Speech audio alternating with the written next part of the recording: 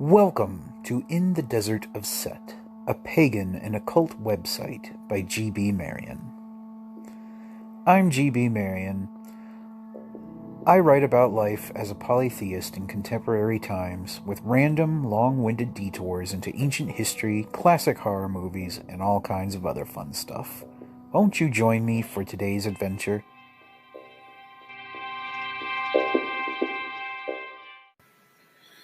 If you'd like to read a free electronic print copy of the following recording, please visit desertofset.com.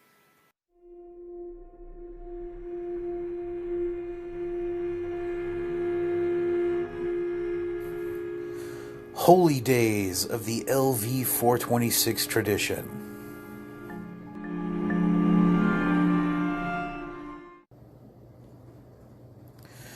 Today I figured I'd discuss the major holidays observed by Setians of the LV-426 tradition. These aren't necessarily the only holidays we celebrate. Some of us also celebrate things like Christmas, Mabon, or even St. Patrick's Day. But these particular times are the ones we all agree are most important to our shared religious calendar. The LV-426 Sabbat. The word Sabbat is used differently in many faiths. In LV-426, we use this term in reference to a weekly night of worship that has most often been observed on Friday nights, but which can really be observed on any night of the week. The idea is to meet with Set for a Sabbat every seventh night, in any case, and whenever possible. Our Sabbat procedure is simple. We use the basic rite that is offered in the very first episode of this series, Setianism, a brief introduction. When we get to the part when we speak our wills to Set, we discuss all the high and low points of our week with him, speaking informally. If more than one person is present for worship, each attendee takes a turn at doing this. Once everyone has had a chance to say what they wish to say, we throw on some heavy metal and break out the booze, chatting through the night until dawn. Set is asked to remain present if it pleases him to do so, and he guides the conversations we have during these sessions. There is no other situation in which I am quite so comfortable, happy, or grateful as when I am meeting with Set and my brothers and sister in him for our Sabbat. It's been several years now since our coven has been able to keep the Sabbat together as a group, but the procedure can be followed in a solitary context as well. You don't even need the booze or the heavy metal. All you really need is to pick a night that works best for you, then try your best to spend some time with Set on that same night every week. How you choose to spend or structure that time with him is entirely up to you. And if you are unable to follow the same procedure every week for any reason, do not hate on yourself. Set is always with his chosen ones, and he knows what we are all going through. Our Sabbat is not a commandment, but a gift. There is no expectation that we must observe it every week, but it is always there whenever we need it. Egyptian New Year.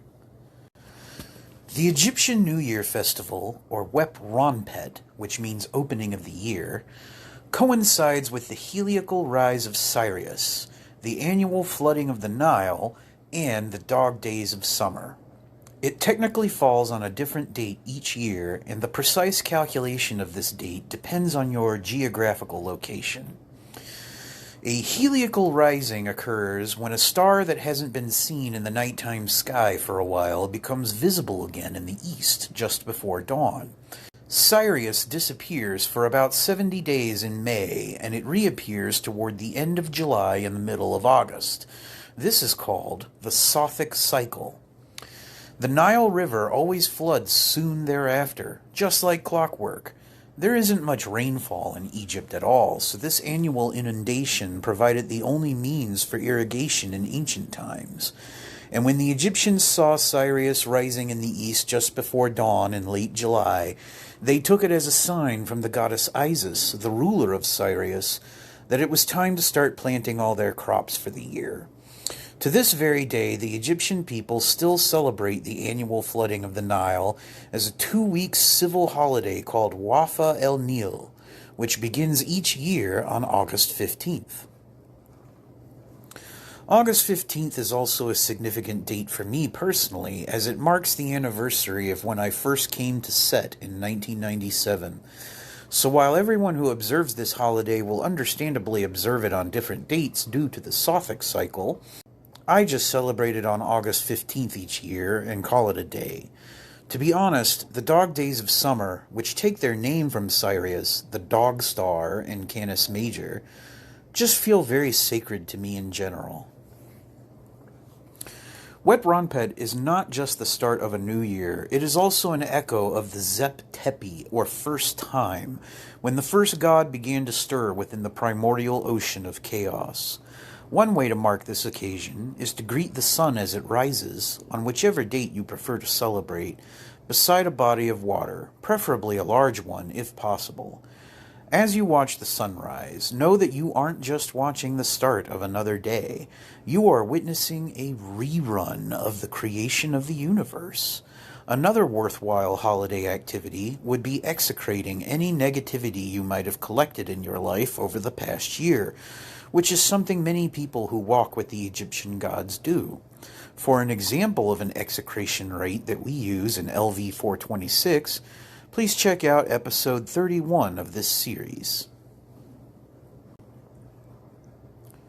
Hallowtide. Halloween isn't just for kids, and it wasn't invented by the candy companies either. It originates from a blend of Celtic folk religion and Roman Catholicism. It is just the first of 3 holy days: All Hallows' Eve on October 31st, All Saints' Day on November 1st, and All Souls' Day on November 2nd, which are collectively known as Hallowtide.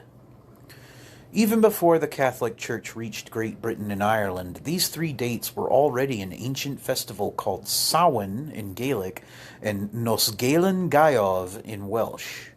It marked the end of the harvest season and the start of winter, which was an extremely frightening time for the Celts. Many of them would die of starvation, disease, or freezing temperatures before the following summer. For this reason, the first night of winter weighed heavily upon their minds, and people thought the barriers between this world and the next were temporarily lifted, allowing the dead and other paranormal beings to roam free. This wasn't so bad when it came to ghosts, who were viewed as beloved ancestors to be welcomed. Malevolent fairies and what I call clifothic entities were the real concern, and people dressed in frightening animal skins carved protective charms from turnips and left out offerings of food to keep such things away. It's from these ancient traditions that wearing costumes, carving jack-o'-lanterns, and trick-or-treating are all descended. Halloween was always my favorite holiday growing up, more important than the winter holidays, and it's the first thing in which I ever took a religious interest, even before set. I enjoy handing out candy to trick-or-treaters on October 31st, but once the boils and ghouls have all gone home, I begin my all-night vigil for the dead. I light some candles for our ancestor shrine in the kitchen, and I say some words to our dearly departed. I keep the candles burning all night long, not going to bed until 5:30 in the morning or so. Then I repeat this process the following 2 nights. Spooky things do tend to happen during these all-night vigils, like voices or footsteps that come from nowhere, especially around 3 o'clock a.m.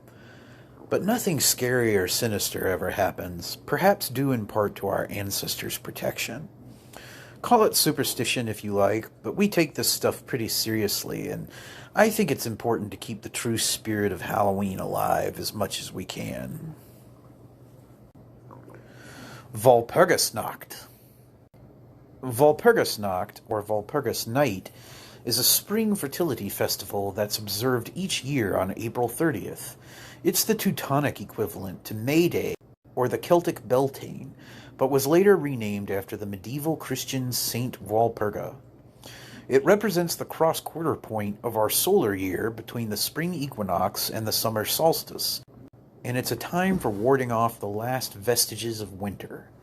It's most often observed in continental Europe by wearing scary costumes, lighting huge bonfires, and making all kinds of god-awful racket to scare away the evil spirits. In fact, you might say Walpurgisnacht is Germany's version of Halloween. One might even call it Samhain in the spring. For Setians and LV-426, the lore of witches roaming mountains on this night, throwing bacchanalian rites to a horned god mistaken for Satan, is highly suggestive of our own experiences with Set. Since he is a nocturnal god of the wilderness, we've always loved invoking him in lonely, woodsy areas after dark, or immediately before dawn. And since the ears of Set's most holy symbol, the Shah, resemble horns, not to mention that some of his other sacred animals include such horned and hoofed critters as antelope and oryx, it's easy to conceptualize ourselves as witches who invoke a horned god at night. So adopting Walpurgisnacht into our religious calendar has always made sense, at least to us. Perhaps the greatest Walpurgisnacht in LV-426 history so far was in 2005. It was on a Saturday that year, and I was living in Houston. The Tonester drove down to visit me for the whole weekend, and we hit the city like bricks fired from a machine gun. We roamed every strip club, antique bookstore, and vintage record shop we could afford at the time, growling the lyrics to all our favorite death metal songs and shouting a random "ItDoS" set at every turn. It was perhaps the only time in my life that I have ever felt completely comfortable wearing my spirituality on my sleeve in public. It was a weekend full of booze, lewd jokes, horror flicks, and about 1.5 tons of heavy fucking metal. We really shook the pillars of heaven, by gods, and when it was over, we both knew Big Red was mighty pleased. Saturday, April 30th, 2005. The city of Houston fell under siege to a bizarre sect known only as LV-426. Heads were turned and jaws were dropped as two strapping young lads of Sutek took to the streets. No slice of pepperoni pizza was safe. No vintage record shop could run. No 1970s folk horror movie could hide. But lo, musical instrument shops had it the worst by far, for Set's crazed servants did ecstatically hammer on drums, strum on electric guitars, and scream psalms to His Majesty on microphones turned up to 11 in full public view. Never before had such madness been seen or endured by the community, and the dark wizards soon vanished as mysteriously as they had appeared, like a nightmare before the break of day. No evidence remains of the outlandish lunacies that were witnessed on that fateful Walpurgis night, not even a photograph.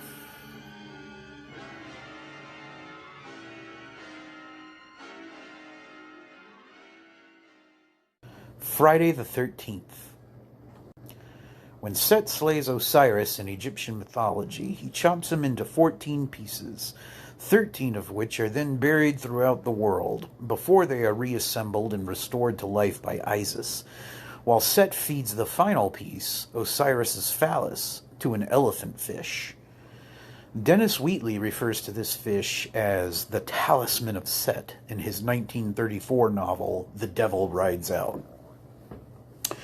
There were also 13 people at the Last Supper of Christ, which was soon followed by his crucifixion, on a Friday no less.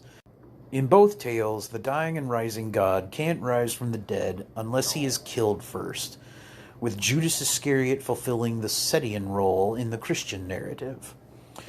The God must be sacrificed before he can rise again and offer new life to the world, and in this context, the number 13 represents initiation, the often painful ending of one phase of existence, followed by the glorious emergence of a new and better life. In LV-426, we don't view Set and Osiris as enemies. We think of them as being like a gardener and a rosebush, respectively. It is Set's job to prune Osiris, so the latter can produce fresh blooms, which keeps the universe alive and healthy. If Set were not there to keep Osiris regenerating himself, there would be no past and no future. There would only be a static present in which nothing new can thrive. So while the experience of being pruned by life's hard knocks certainly isn't pleasant for anyone, we believe it's important to honor Set for his role in this process. We also think it's important to take a moment and hail Osiris as well, and Friday the 13th is our preferred time for doing so. Watermelon is reported to be one of Set's favorite foods, and since it is a plant, it is also sacred to Osiris. So one LV-426 custom for Friday the 13th is to buy a watermelon, recite some prayers over it, then chop it up and share it with Set and Osiris as a sacred meal. As we each eat the watermelon, we also partake of Osiris's regenerative powers, so we can heal and grow back stronger from whatever trials we are currently facing in life. One year, we hosted such a dinner at a derelict cemetery, and we respectfully shared our meal with the forgotten ancestors who were buried there. Aside from hockey masks, thanks to Jason Voorhees, black cats are one of the first things people associate with Friday the 13th. Everyone knows the old superstition about how you'll get 7 years bad luck if a black cat crosses your path. But what most people don't realize is that cats are actually very lucky creatures to have around, and that black cats are especially lucky. Remember, cats were worshipped in ancient Egypt. They were protected by law from injury and death, and families mourned, mummified, and buried their beloved felines as if they were human beings. Cats were thought to have a special connection to the spirit world, and were especially cherished for driving away evil spirits. The color black was also considered very lucky indeed, being associated with the fertile soil of the Nile Valley. From this perspective, a black cat is twice as lucky as usual, for it not only has all the standard demon-repellent bells and whistles, it also carries the promise of new hope, fertility, and regeneration wherever it goes. The number of days in February and March are such that if Friday the 13th ever falls in the former, it will also fall in the latter, unless we're in a leap year.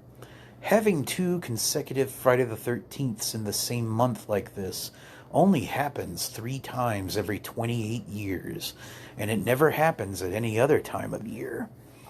This occasion is considered highly sacred in LV-426 and is observed as a month-long festival we call Mukem, or the Month of the Black Cat.